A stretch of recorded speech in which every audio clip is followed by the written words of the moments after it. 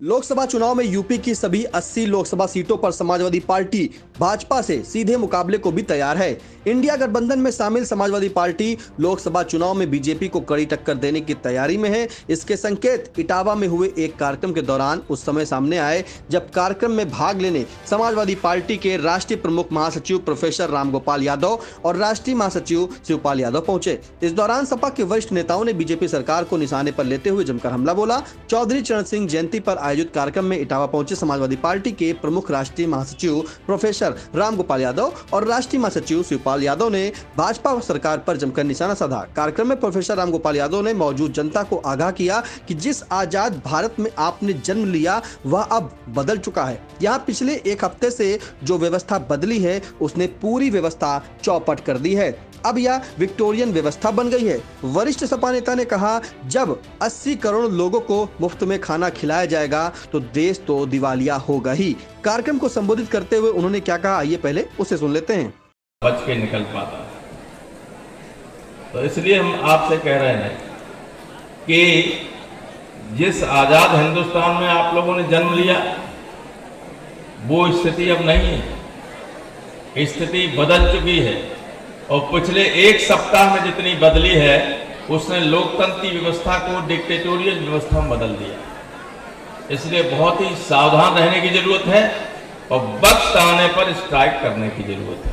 वक्त आने पर ही चोट करोगे तभी कुछ निकलेगा, वक्त से पहले करोगे तो कुछ नहीं होगा और हाथों में चोट लग जाएगी। इसलिए आज चौधरी साहब के जन्मदिन के अवसर पर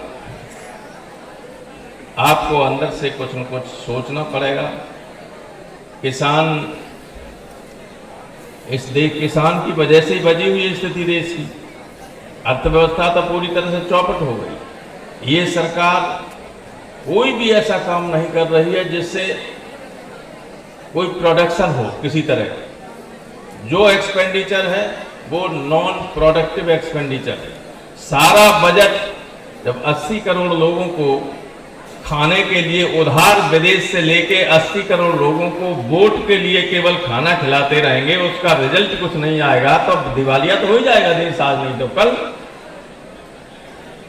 इसलिए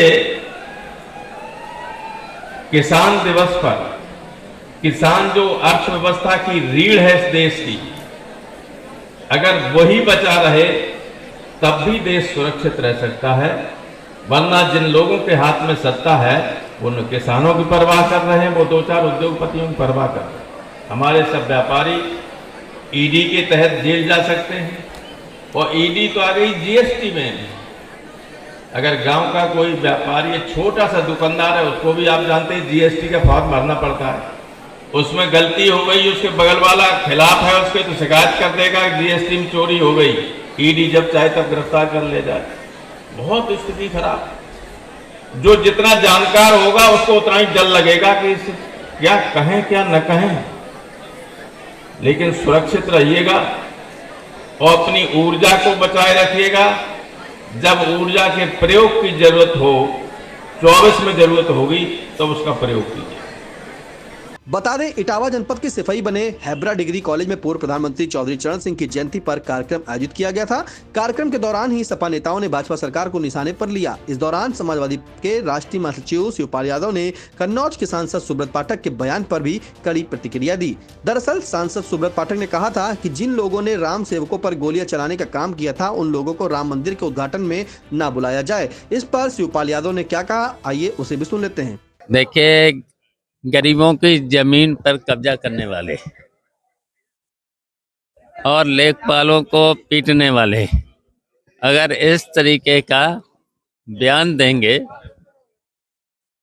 कि ईश्वर के स्थान पर न जाएं, तो ये तो कोई जनता बर्दाश्त नहीं कर सकती है।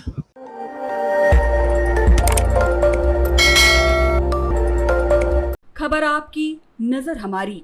देखते रहिए आई इंडिया।